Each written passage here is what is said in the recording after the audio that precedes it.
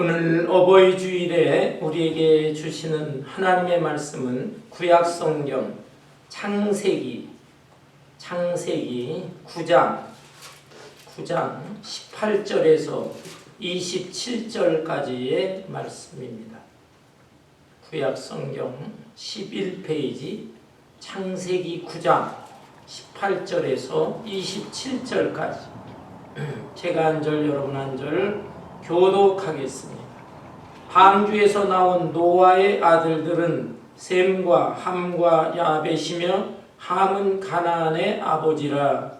노아의 지세에서부터 사람들이 땅에 20절 노아가 농사를 시작하여 포도나무를 심었더니 포도주를 마시고 취하여 장막에서 벌거벗은지라. 가나안의 아버지 함이 그의 아버지의 하체를 보고 밖으로 나가서 그의 두 형제에게 알림해 셈과 야벳이 옷을 가져다가 자기들의 어깨에 메고 뒷걸음으로 들어가서 그들의 아버지의 하체를 덮었으며 그들이 얼굴을 두르치고 그들의 아버지의 하체를 덮지 아니하였다. 노아가 술이 깨어 그의 작은 아들이 자기에게 행한 일을 알고 이에 이르되 가나안은 저주를 받아 그의 형제들이 영적의 적이 되기를 원하노라. 또 이르되 셈의 하나님 여호와를 찬송하리로다. 가나안은 셈의 종이 되고 하나님의 아들을 창대하게 하사 셈의 장막에 거하게 하시고 가나안은 그의 종이 되게 하시기를 원하노라 하였더라. 아멘. 아멘. 사람은 한평생 살면서 결혼하지 않고 홀로 독신으로 살 수 있습니다. 또한 결혼을 할지라도 자식을 낳지 않고 부부끼리만 살 수도 있습니다. 그렇지만 자기가 태어날 때 부모 없이 태어나는 사람은 한 사람도 없는 것입니다. 이런 면에서 부모와 자식의 관계는 천륜의 관계, 끊을래야 끊을 수 없는 관계인 것입니다. 따라서 부모는 자식을 사랑하고 자식은 부모에게 효도하는 것이 인간 도리에 마땅한 기본적인 도리인 것입니다. 우리가 잘 아는 에베소서 6장 1절에 보면 자녀들아 주 안에서 내 부모에게 순종하라 이것이 옳으니라 라고 되어 있습니다. 여러분 오늘날의 이 자녀들을 보면은 종종 부모가 노인이 되었을 때 그 노인된 부모를 모시는 일로 자녀들, 형제들끼리 티격태격 다투는 모습을 보게 됩니다. 니네가 모셔라, 니네가 모셔라. 몸도 정신력도 약해진 부모를 모시는 것이 힘들고 귀찮기도 한다는 거예요. 그래서 서로 미루고 다투다가 그래도 그 형제 중에 낳은 자식이 그러면 내가 모시겠노라 결단합니다.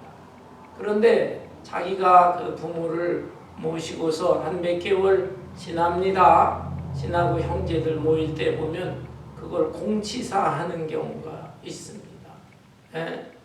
너희들이 모시지 않았지만은 내가 우리 부모 힘겹고 나도 바쁘고 피곤하지만 부모 모시고 있어. 부모 돌보고 있어. 음식은 말할 것도 없고 잠자리 병원 다 내가 데리고 가야 돼 하면서 공치사를 하는 생색을 내는 경우가 있습니다. 이것 또한 크게 잘못된 것입니다. 물론 형제들이 다 부모의 자식이니까 공평하게 골고루 모시면 좋겠지만 사정에 따라서는 다를 수도 있는 것인데 그것에 대해서 자기가 아주 생색을 내는 것이에요. 여러분 자식이 부모를 모신다고 하는 것, 부모에게 효도하고 공경하는 것, 그것은 옳은 것이다 라고 했습니다. It is right. It is good. 그것이 선한 것이다 라고 하는 것이 아니라 It is right. 이것이 옳으니라. 이것은 마땅한 것이고 당연한 것이지 내가 선한 일을 했노라 그렇게 자랑할 만한 것이 아니다 라는 점을 여러분 명심해야 할 것입니다.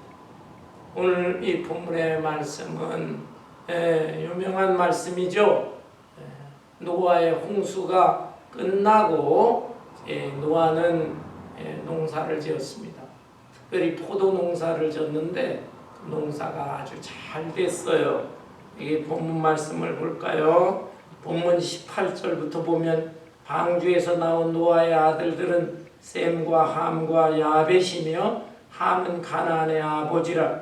노아의 이세 아들로부터 사람들이 온 땅에 퍼지니라.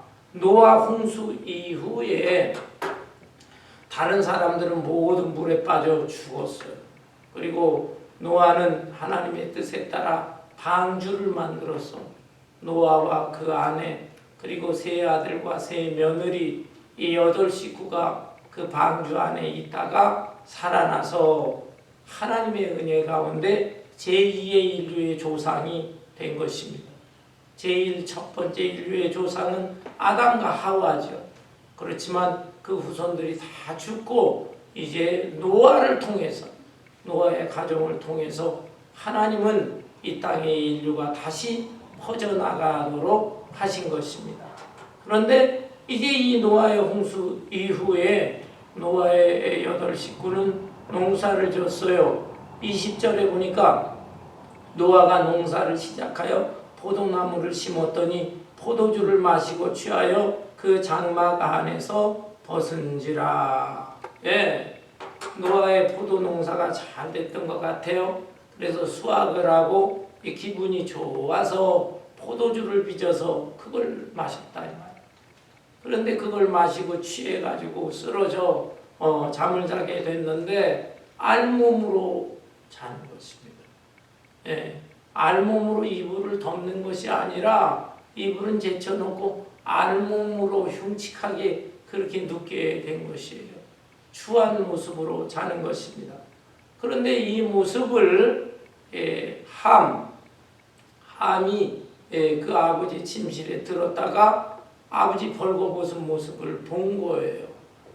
그것을 보았을 때 얼른 덮어드리면 되는데 덮어드리지는 않고 밖으로 나와서 자기의 형제 셈과 야벳에게 이 사실을 알렸습니다. 그러자 셈과 야벳은 그 아버지 옷을 준비해서 어깨에 걸치고서 뒷걸음질 치면서 아버지의 하체를 보지 않으려고 뒷걸음질 치면서 아버지의 알몸을 덮어드렸다라는 것이에요.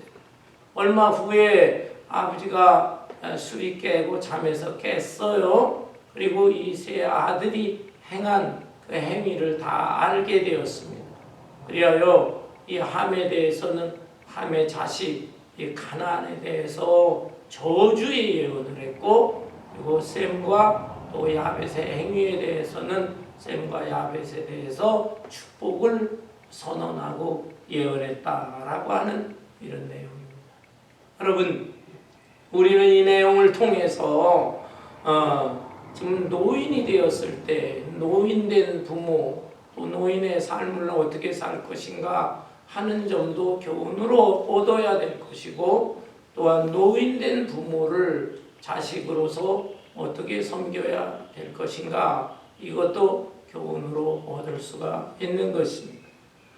먼저 노아가 왜 이렇게 실수를 하게 되었을까요? 노아가 술에 취해서 이렇게 알몸으로 몸을 드러내놓고 그렇게 잠을 취하게 되었을까요? 그 이유가 무엇 때문일까요? 왜 이런 실수를 하게 된 것일까요? 우선 노아가 나이가 많습니다. 노아의 나이가 지금 600살이 넘었거든요. 600살. 오늘날에 600살 사는 사람이 어디 있습니까? 기네스북에 보니까 117, 117세 산 사람이 있었다. 얼마 전에 또 뭐 죽었다. 그런 보도를 읽어본 적이 있습니다. 여러분, 이렇게 120년도 살기가 어려운데 600살을 살았어요. 그렇지만 노아 시대의 이유를 보게 되면 사람의 수명이 급격하게 준 것을 볼 수 있습니다. 그리고 노아 이전에는 600살 이상 무두셀라 같은 사람은 969세까지 살았다. 왜 이런 차이점이 생겼을까요? 과학자들의 연구에 의하면 정확하게 알 수는 없지만 노아 시대에 내린 비가 어마어마한 비였다 이 말입니다. 그래서 이 태양빛이 지구에 내리쬐을 때 그 빛에는 인간에게 유익한 빛도 있지만 해로운 빛도 있거든요. 그런데 이 대기층, 이 우주공간 이 대기층에 그 햇빛으로부터 내려오는 해로운 빛을 막아주는 층들이 있습니다. 오존층도 있고 그 층들이 엄청난 비에 의해서 다 쏟아졌을 것이다. 그래서 그 층이 많이 파괴되어졌을 것이다. 그러므로 인해서 태양으로부터 내려오는 그 해로운 빛, 그것을 차단하지 못함으로 인해서 노아 시대 이후에는 급격하게 사람의 수명이 줄어들고 오늘날에도 기껏해야 100세 남짓 120세를 잘 넘기기가 어려운 그런 시대가 된 것이 아닌가 그렇게 추측을 하고 있습니다. 어떻든 그러나 이 노아는 600세 넘었지요. 옛날 그 시대로 볼 때에도 참 노인은 노인인 것입니다. 노인이 되게 되면 육신도 약해지고 정신력도 약해집니다. 그래서 실수를 하게 되는 것이죠.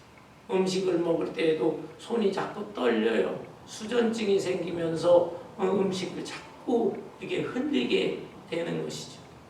또한 걷다 보면은 이 걸음걸이도 다리가 불편하니까 자꾸 삐뚤삐뚤합니다. 똑바로 자신은 걷는다고 하는데 옆에서 보게 되면은 옆으로 막 걷고 있는 것이죠.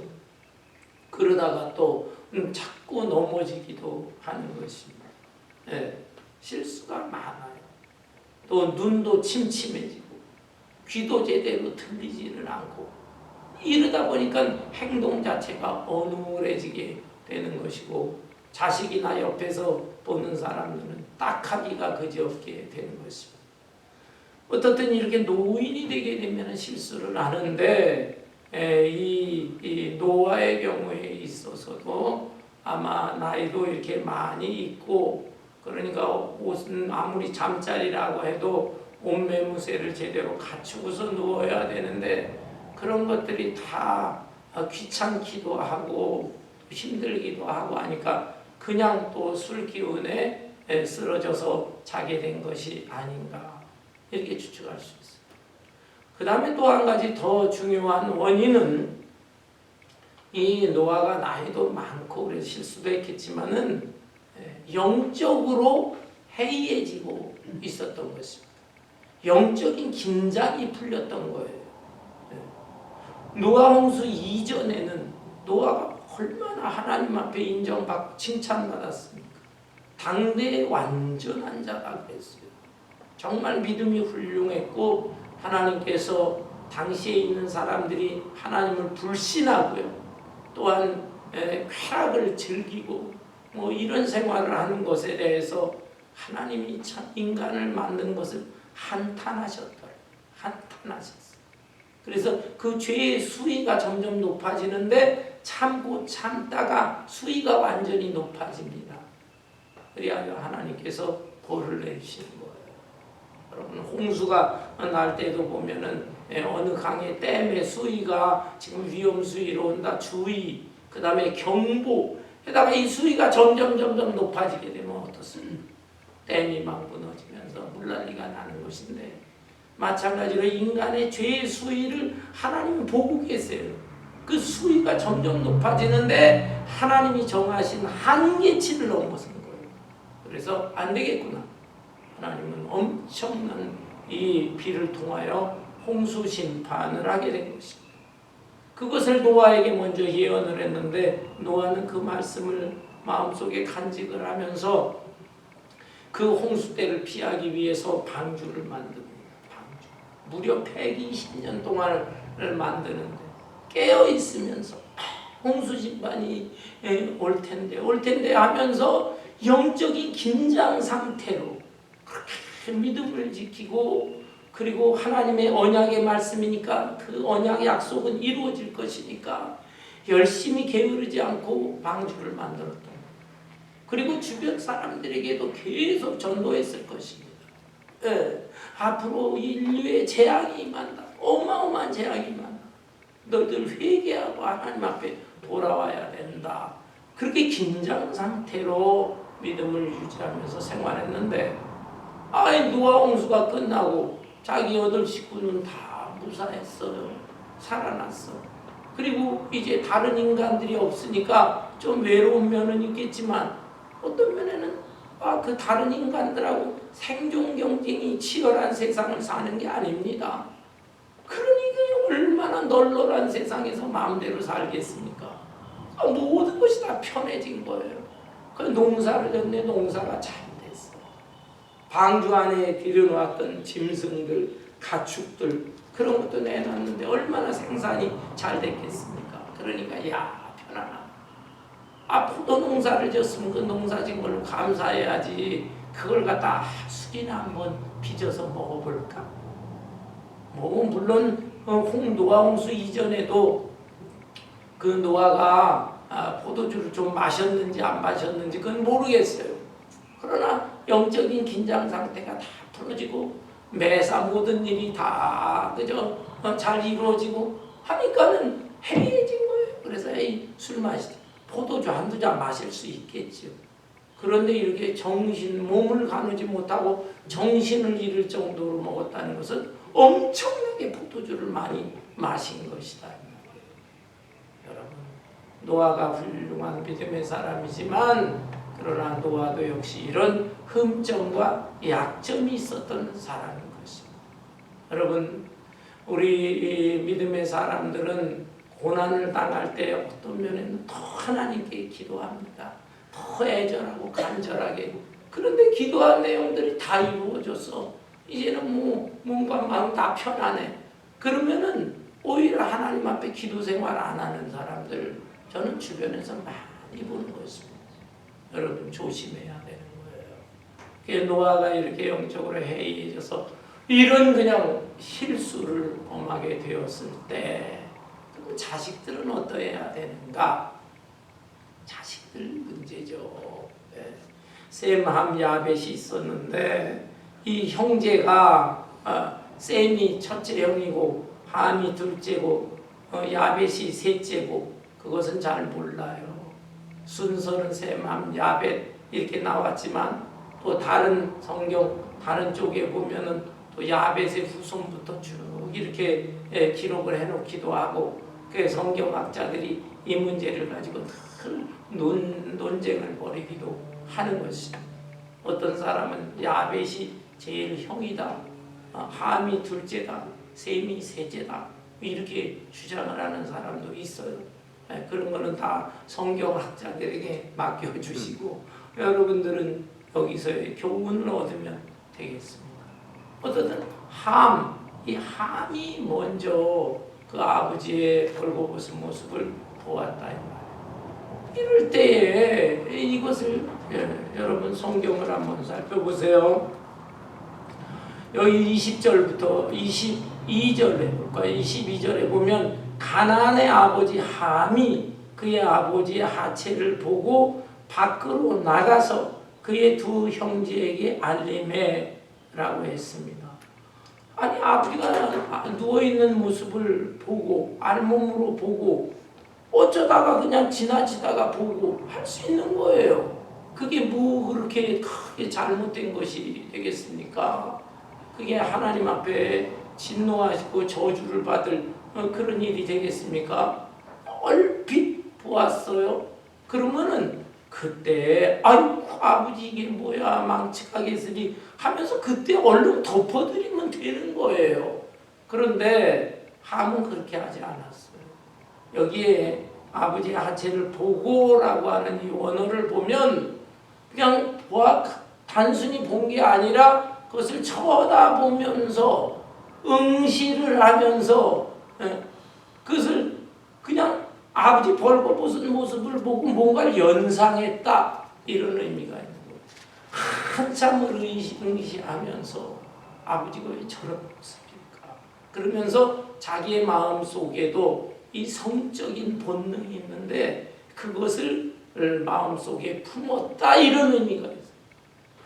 한참을 응시하고 그것으로 씨굽고 뭐 이런 짓을 한 거예요.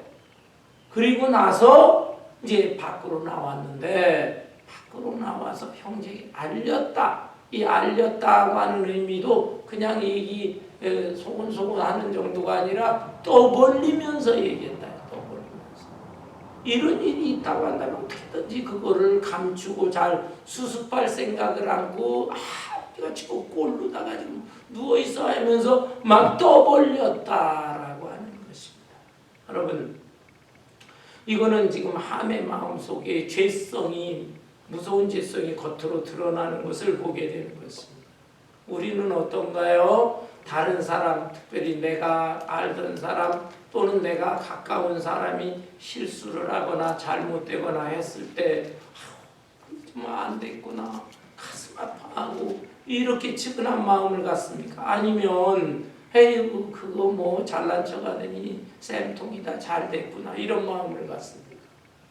인간의 마음속에 본성이 약하기 때문에 그런 마음이 쓱 드러나는 거예요. 그러면서 그것을 어떻게든 숨겨야 되는데 이 사람 저 사람한테 돌아다니면서 다 떠버립니다. 좋은 얘기를 갖다가 해주는 경우보다는 나쁜 얘기, 그 사람이 실수한 얘기, 그 사람이 어려움 당한 얘기 그런 걸 갖다 돌아다니면서 나팔을 불어대는 거예요. 이거 하나님께서 다 그걸 보시는 것이죠. 이런 마음이 있거나 혹시라도 이런 행동을 한다면 우리가 철저하게 회개를 해야 되는 것입니다. 함의 잘못이 여기에 있었다 이 말입니다. 아버지가 실수하고 잘못되고 하게 될 때 노인이니까 이렇게 됐구나. 아버지가 모처럼 기분이 좋아서 술을 많이 마시다 보니까 이런 실수를 했네 하면서 그거를 덮어드려야 되는 거예요. 따라서 효도라고 하는 것은 무엇이냐? 효라는 것은 부모의 실수와 허물이 있을 때 그것을 어떻게 해서든지 덮어주고 또 감싸주고 하는 것이 효도다라고 하는 것입니다.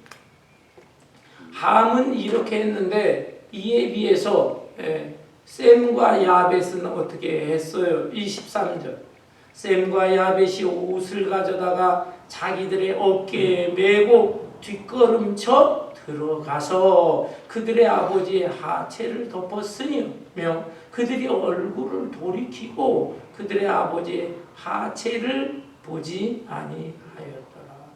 여기 어깨에 메었다. 옷을 어깨에 메었다라고 하는 것.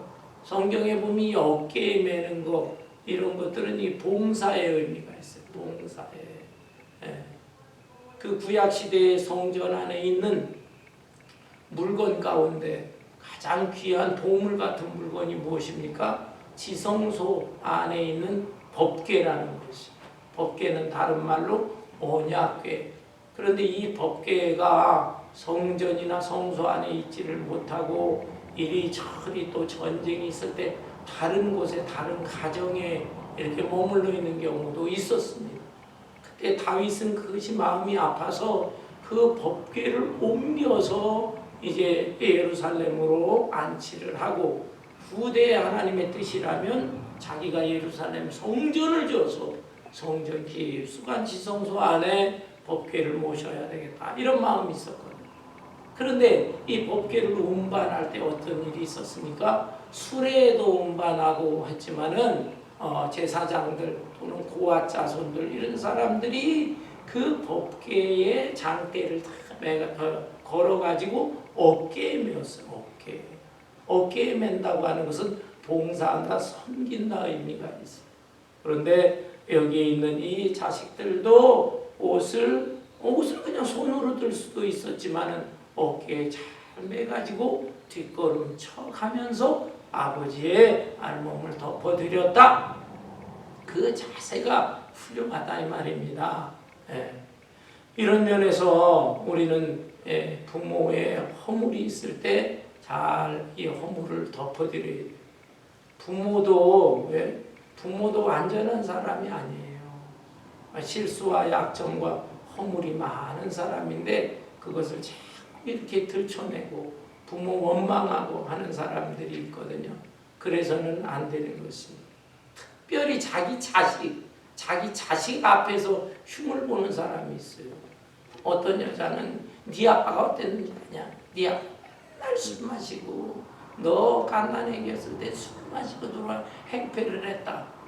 아니 자기 아들 자기 딸한테 자기 남편 흉을 봐요. 애들한테는 아버지인데 그런가 하면은 네 할아버지 할머니가 어땠는지 아냐? 할아버지 할머니 흉 보고 할아버지는 말이야 젊었을 때부터 바람 많이 폈다. 이 여자 저 여자 어쩌고 저쩌고. 그러면은 그 아이들이 그런 얘기 듣고 무슨 생각을 하겠어요? 아이고 우리 집안은 피가 난 좋지 않은 피인가 봐. 나쁜 피가 내 몸속에도 흐르고 있구나. 이렇게 생각을 하면서 인생을 제대로 살려고 하는 그런 의욕을 갖지 못해요. 내 몸에 나쁜 피가 흘렀는데까지 나도 어쩔 수가 없어. 내 몸에 DNA가 그런데 유전을 어떻게 이겨? 공부도 안 하고 또 좋은 행실도 하지를 못하고 자포자기 인생을 살고 곁길로 나갈 수 있다 이 말입니다. 여러분, 부모가 조금 능력이 부족할 수 있어요. 경제력도 약할 수가 있어요. 그래도 너희 할아버지 할머니 이런 분이었다. 너희 아빠 너희 엄마는 이런 사람이었다. 그 아이들한테 좋은 장점. 그리고 너희들을 사랑하고 아끼고 또 주어진 일을 통해서 큰 능력은 없을지라도 성실하게 최선을 다해서 사신 분들이다.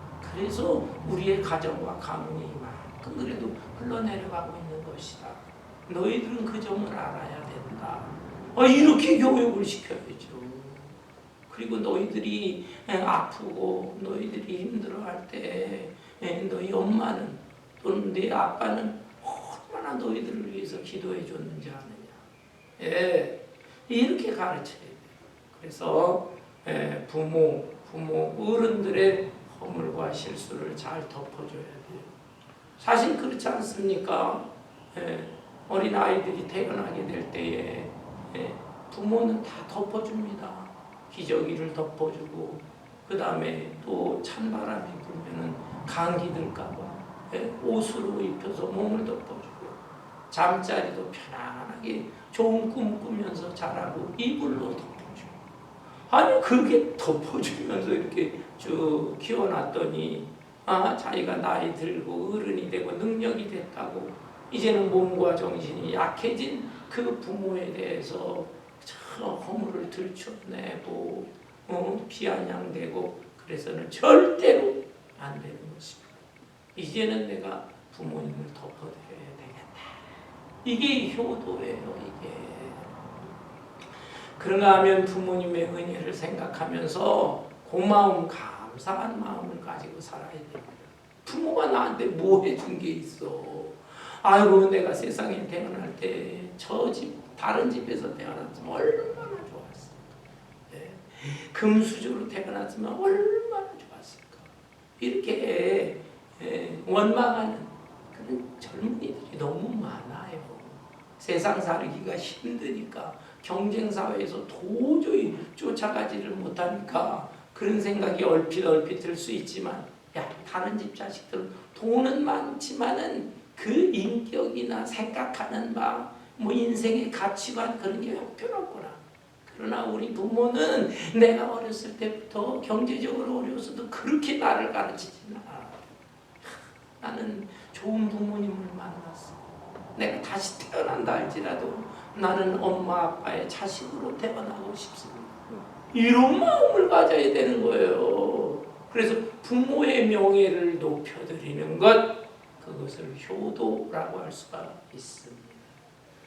여러분이 함의 경우를 생각해 볼까요? 이 함이란 놈이 어떤 나쁜 놈이냐? 지금 이 노아가 나이 많고 좀 실수를 해서 그렇게 됐다 하기로서니 자기는 그 아버지에 대해서 이런 행동을 해서는 안 됩니다. 아버지의 고마움을 느꼈다면 자기가 이렇게 행동할 수 있겠어요? 아버지로부터의 고마움, 감사함이 무엇입니까? 무엇보다도 자기는 목숨이 살아났어요. 노아 시대에 하나님이 홍수로 심판을 하셨을 때, 그래도 그 노아가 120년에 걸쳐서 방주를 만들고 그렇게 하고 가족 식구들 챙겨가지고 노아 방주 안에 들어오니까 그러니까 자기가 살아난 거예요. 그런데 아버지가 믿음도 없고 그저 영적인 감각도 없고 형편없는 사람이라고 한다면 다른 인간들처럼 지도 벌써 이미 목숨을 잃고 죽었어야 마땅한데, 우리 아버지는 정말 훌륭한 사람이구나. 정말 믿음의 사람이구나. 아니 그냥 비 한 방울 내리지 않고 햇빛이 그렇게 내리쬐고 그 창공이 푸르름이고, 그런데도 우리 아버지는 하나님의 말씀을 믿으면서 조금도 의심하지 않으면서 그 언약의 말씀대로 방주를 만들면서 살았구나. 그 아버지의 믿음을 내가 본받아야지. 그리고 아버지 때문에 내가 목숨을 살고 나도 가정을 이루어서 이렇게 자식도 낳고, 아버지 고맙습니다.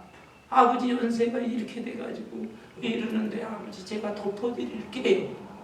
이렇게 해야 되는 거 아닙니까? 근데 이놈은 아버지의 그 은혜와 사랑을 전혀 생각하지 못하고 있어요. 그리고 나가서 막 떠벌리기만 했다라고 하는 것입니다.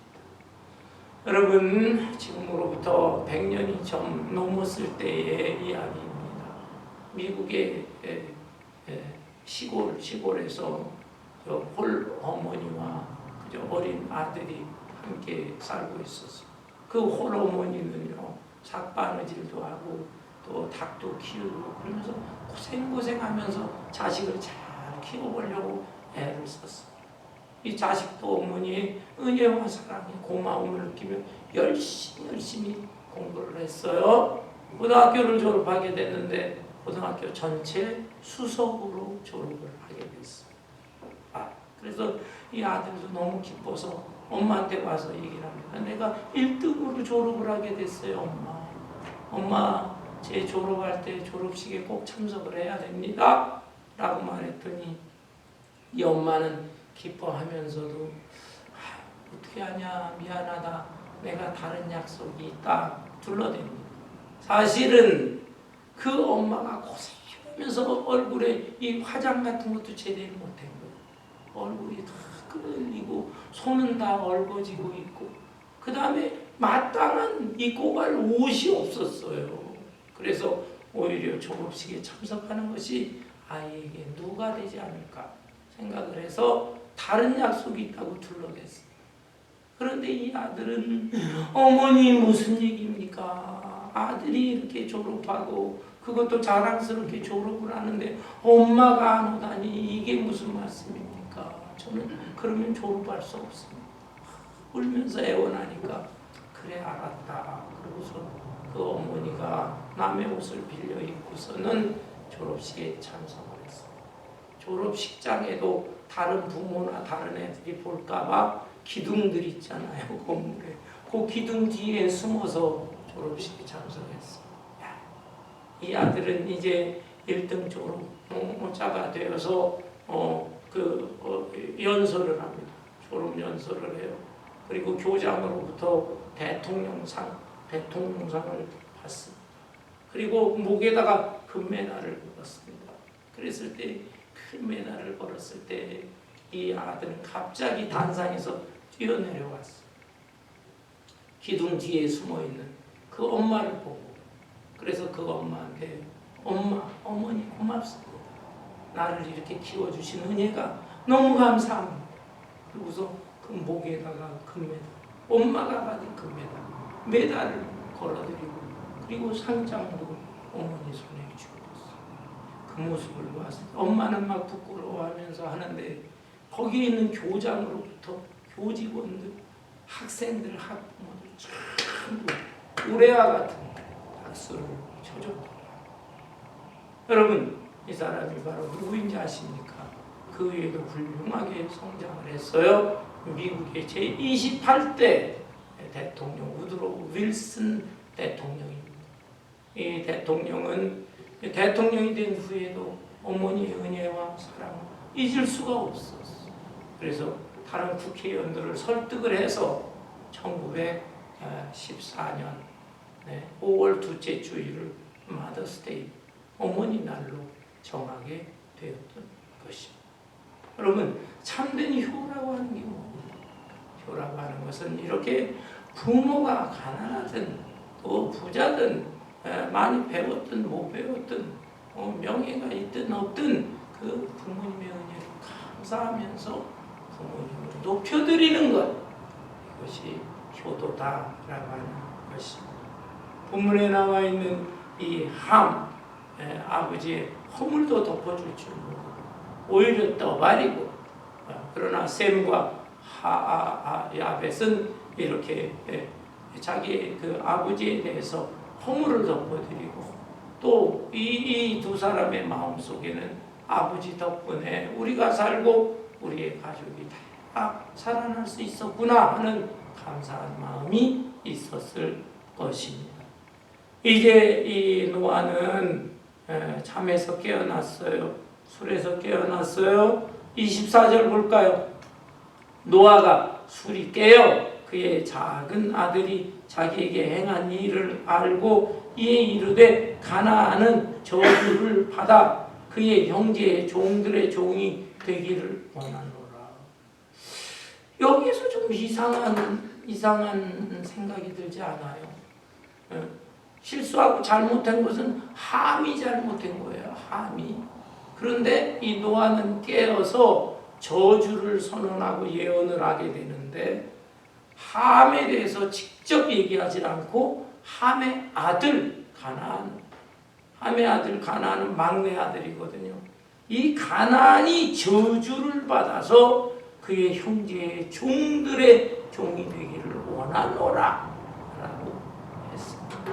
왜 이렇게 될까? 이것도 성경 해석의 난제예요. 난제. 많은 성경학자들이 그래도 대다수 주장하는 것은 이 아버지의 하체를 본 것은 함만 보았던 게 아니라 먼저 가나안이 봤을 것이다.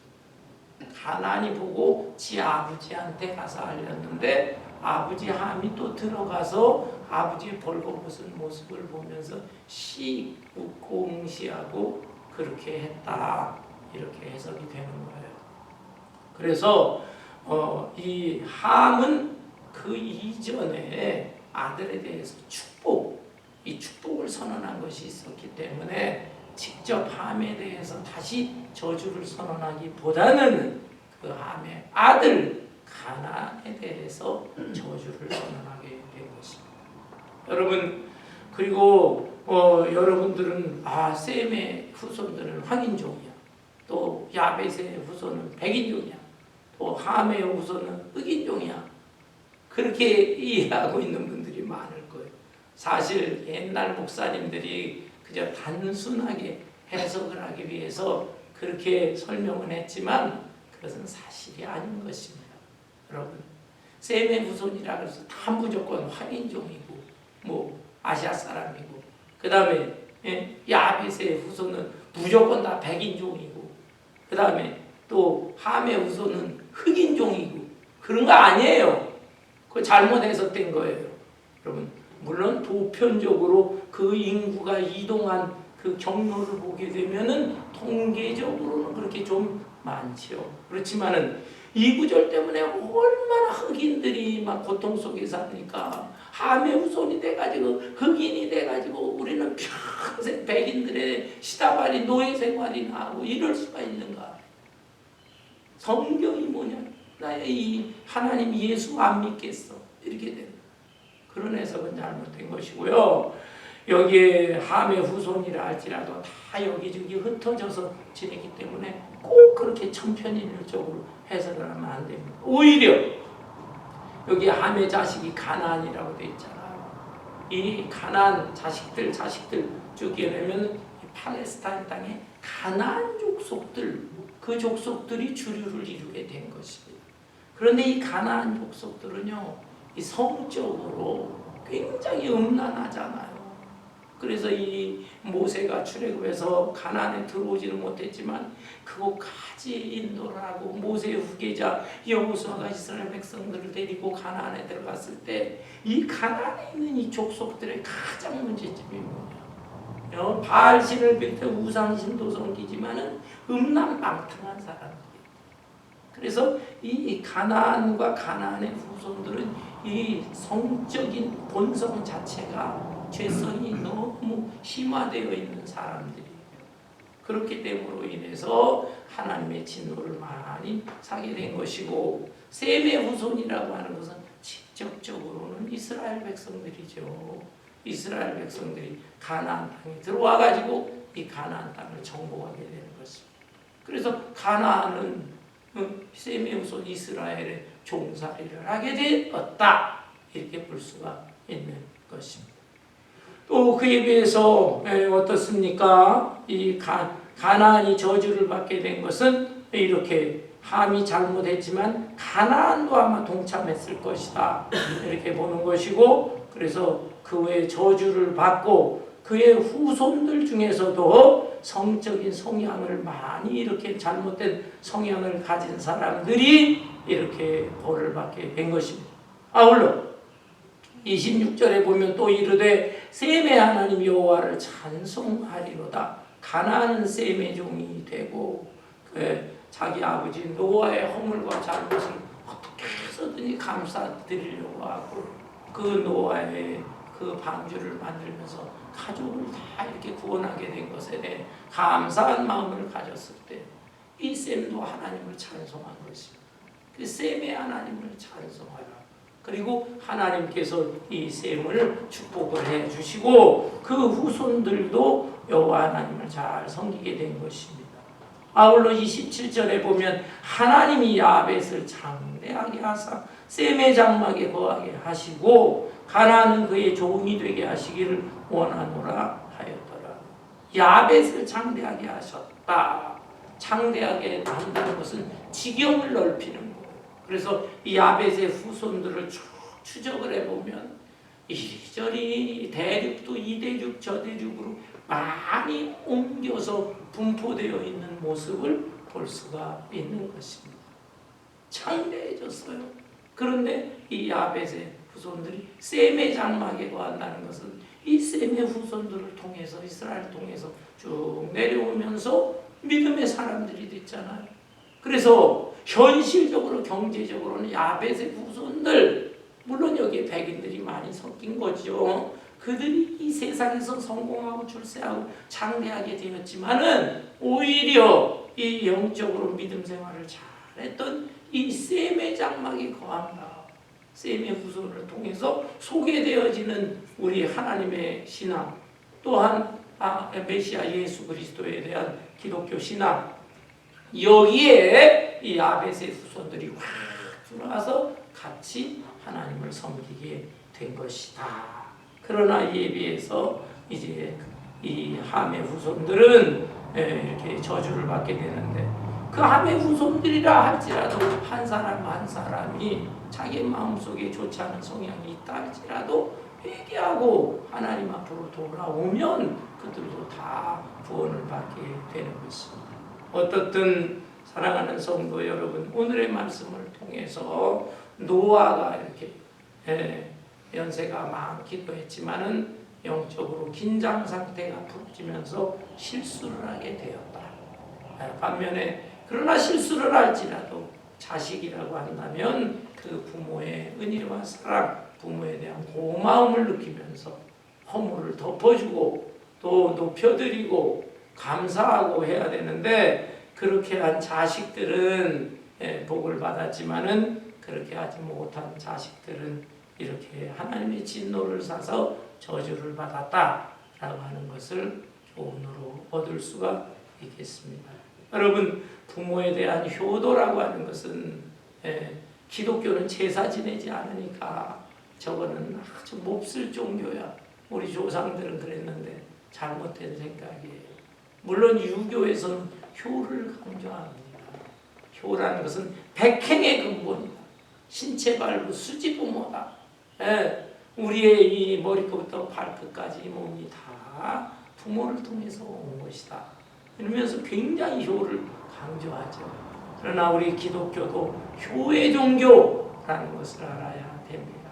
10계명 가운데 1계명부터 4계명은 하나님에 관한 계명, 또 5계명부터 10계명까지는 인간에 관한 계명이죠. 인간에 관한 계명 중에 첫 번째 계명, 제5계명이 무엇입니까? 내 부모를 공경하라는 거예요. 6계명이 살인하지 말라, 7계명이 간음하지 말라, 살인하지 말라, 간음하지 말라, 도적질하지 말라, 거짓말하지 말라, 이웃의 것을 탐내지 말라. 이런 계명보다도 최우선되는 계명입니다. 내 부모를 공경하라. 이것은 약속 있는 계명이다. 여기에 약속이 따라붙어요. 부모에게 효도 잘하면 이 땅에서 잘 되고 장수하게 될 것이다. 다시 한번 효에 대한 마음을 각성하면서 여러분 효심을 다 할 수 있기를 바랍니다. 아울러서 우리는 누구나 다 부모가 되고 노인이 됩니다. 할아버지 할머니가 됩니다. 노인의 삶을 우리는 어떻게 살아야 될까? 이것도 생각을 해야 되는 거예요. 노인이 되게 되면은 4가지 고통을 겪는다고 하죠.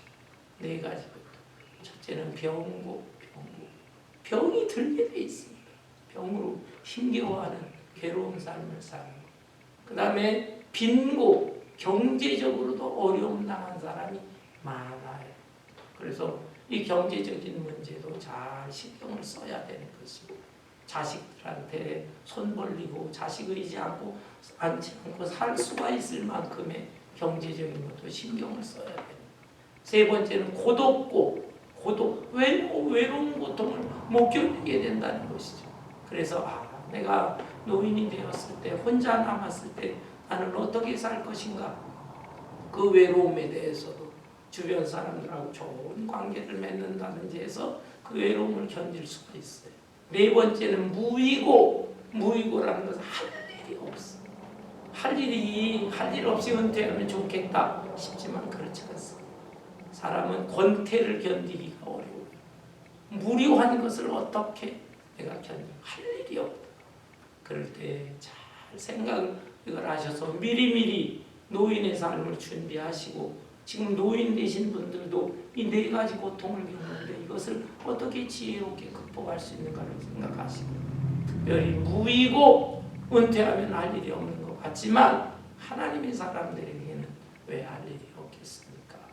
노아처럼 그저 해이해져 있다가 큰 실수 나하고 할 것이 아니라 늘 나이가 들어서도 하나님과의 영적인 교통하고, 그 다음에 자식들, 특별히 손주들, 할머니, 할아버지가 가서 그 인생에 대한 교훈도 해주고 신앙적인 교훈도 해주고, 이게 얼마나 큰 사명이냐.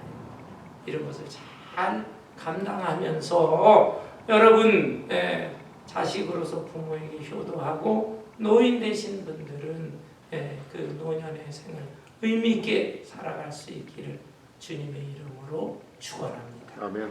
찬송.